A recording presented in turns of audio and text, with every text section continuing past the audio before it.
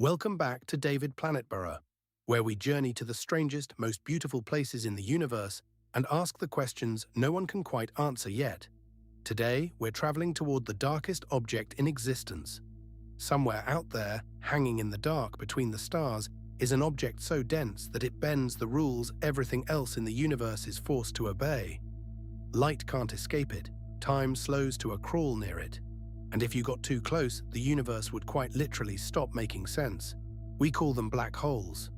We've photographed them, we've watched them tear stars apart. But there's one question we still can't answer. Not because we're not smart enough, but because the universe may have hidden the answer on purpose. What is actually inside one? To get there, we have to fall in. So let's do exactly that.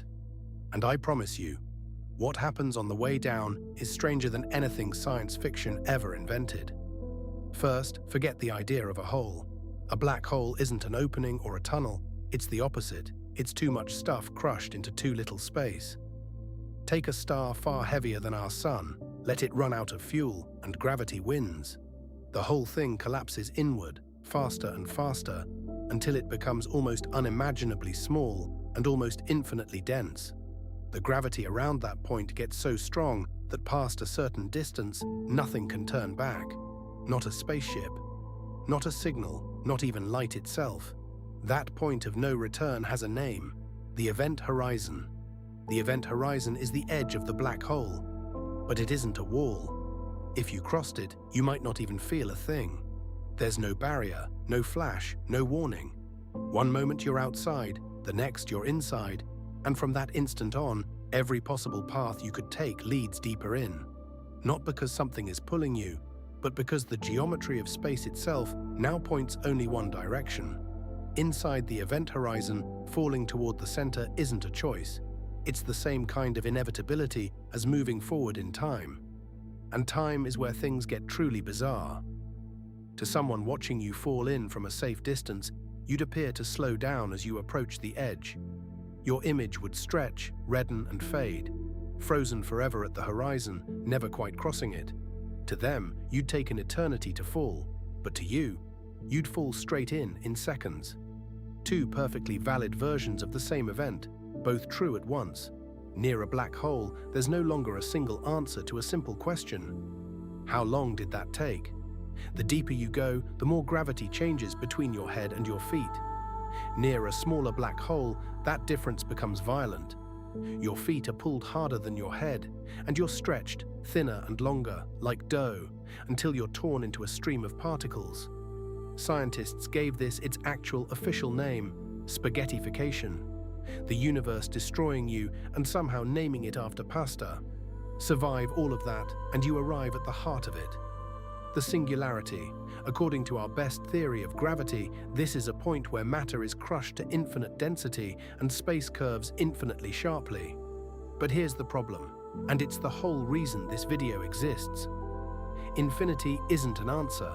In physics, when your equations spit out infinity, it usually means the equations have broken. We're not looking at the truth.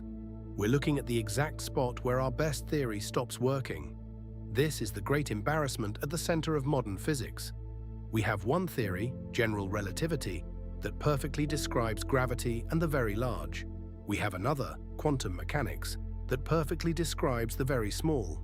Everywhere else in the universe, we can keep them in separate rooms and they never have to meet. But inside a black hole, you have something incredibly massive crushed into something incredibly tiny. The very large and the very small forced into the same place. And when we try to make our two theories describe it together, they contradict each other completely.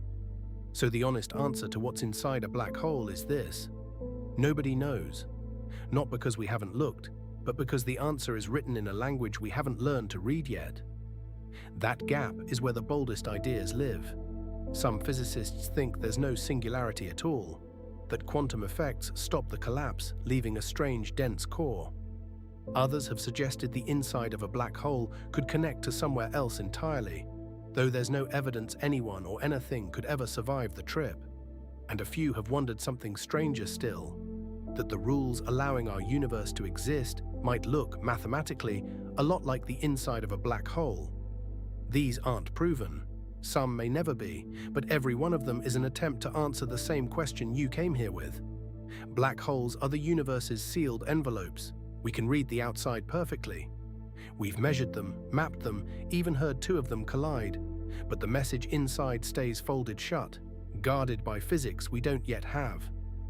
Slow pullback, the black hole becomes one small point among countless stars. Maybe the answer is waiting for a theory no one's written. Maybe it's waiting for someone watching this right now.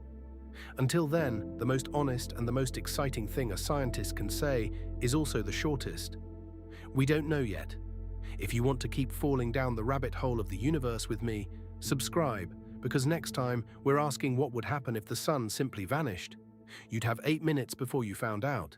Keep curious and keep looking up.